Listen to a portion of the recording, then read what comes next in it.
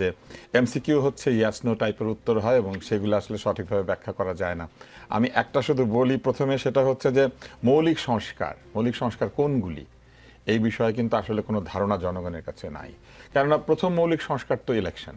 কেননা 16 বছরের মধ্যে প্রথম ইলেকশনটা ছাড়া, অর্থাৎ 2008-এর যে ইলেকশনটা ছাড়া বাকি ইলেকশনগুলি তো গ্রহণযোগ্য হয় নাই। ফলে দেশে যে গণতন্ত্র নাই, এটাই তো সংস্কারহীনতার একটা বড় কারণ। কারণ গণতন্ত্র না থাকার কারণে পার্লামেন্টের ভেতর থেকে যে আইনের সংস্কার, মানুষের চাহিদা অনুযায়ী দেশকে পরিচালনার জন্য নিয়ম নীতির সংস্কার, সেগুলো হয় নাই। এক ব্যক্তির শাসন বা কিছু ব্যক্তির শাসনে বাংলাদেশ ছিল।